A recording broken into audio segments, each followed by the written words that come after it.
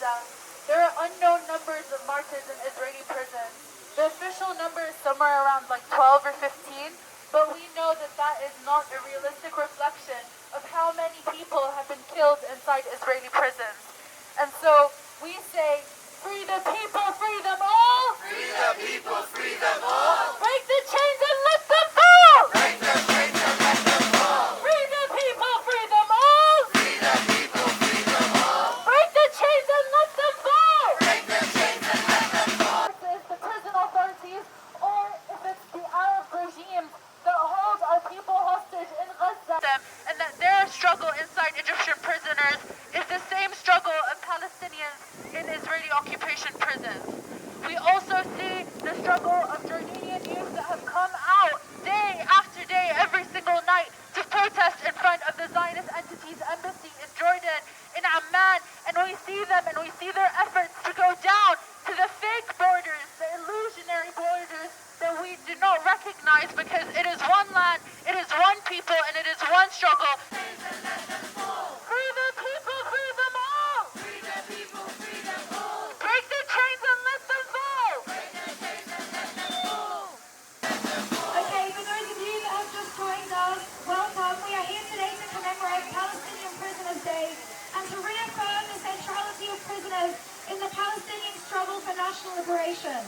We have a board right in front of me where you can write notes and letters honoring the martyrs of Palestine. Every year since 1974, on April 17th, Palestinians and people of conscience around the world commemorate Palestinian Prisoners' Day.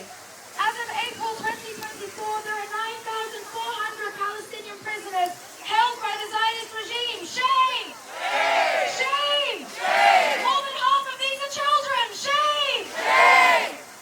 And of the 9,400 Palestinian prisoners currently detained, over half of them were detained after October 7th. Shame! Shame! This year we commemorate Palestinian Prisoners' Day in the context of thousands of our people having been abducted and tortured by Zionist forces since the start of this genocide. Shame! Shame! This year we also commemorate Palestinian Prisoners' Day in the context of the martyrdom of Palestinian revolutionary and intellectual Walid Daqqah, who was martyred in between occupation prison walls. Shame! Shame! And Walid Daqqah's body is still being held by the Zionist regime, who are insisting on holding his body until he completes his sentence. Shame! Shame! Shame! Shame! So as I mentioned, in the Palestinian youth movement, we understand there to be three enemies of the Palestinian people. The most obvious is Zionism. The second is Arab reactionary forces, which includes Arab regimes who normalize with the Zionist entity and betray the Arab masses. Shame! Shame! Shame! Shame! And the third is Western imperialism. And so we understand our fight as Palestinians to also be a fight against Western imperialism. And it's no surprise that the nations that are the first to rise up for Palestine are also the ones that suffer at the sharpest end and the sharpest violence of imperialism. My name is Jane. I'm a member of the Palestinian youth movement, and today marks Palestinian Prisoners' Day.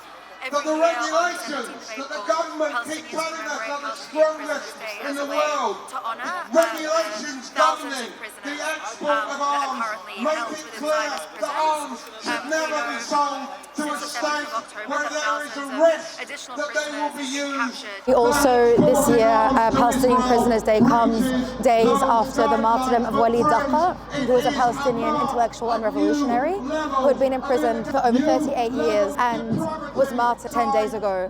A couple of years ago, he was diagnosed with a rare form of bone marrow cancer, and the Zionist entity, the Zionist state, refused giving him life-saving medical treatment, and so his death is nothing short of murder through medical negligence of the Israeli regime. While in prison for over 38 years, he was denied family visits and he was denied seeing his wife and his family. The Zionist occupation forces tried to taunt him by telling him that he will never have children. And so, in defiance of the Zionist regime, Walid Daqqah smuggled his sperm out of prison, and about 7 years ago now, his wife gave birth to their daughter Milad, and so Walid Daqqah's defiance and ongoing resistance in the face of a Zionist military regime that is trying to prevent him from being able to do the basic of life functions is a lesson to us all to lead by his example and to continue carrying the struggle forward and never waver in our resistance. And so we're taking action today, as we do every single year on Palestinian Prisoners' Day, to reaffirm the centrality of prisoners in the Palestinian liberation struggle, and to reaffirm that Palestinian prisoners are the compass of our struggle and they guide the light towards liberation, and we continue to follow their path. And so wherever you are, the Palestinian Youth Movement recently translated a book called Trinity Fundamentals that was written by Wissam Rafidi within the walls of prison, and there is a plethora of prison literature out there to engage with and to learn from the revolutionary struggles of the Palestinian prisoners. So in terms of what you can do from the UK, there are hundreds of prisoners that are currently being held by administrative detention. That means they're being held without charge or trial, and this is illegal under international law. And so what you can do is you can write to your MP and you can call for freeing of all Palestinian prisoners, particularly those that are under administrative detention. Now, as we move from into the 7th month of this genocide, it's really important that we maintain the momentum and maintain the rage. Palestine has never been closer to freedom, and so it's important for us to continue applying pressure, continue taking to the streets, continue taking action, and continue organizing for the liberation of Palestine.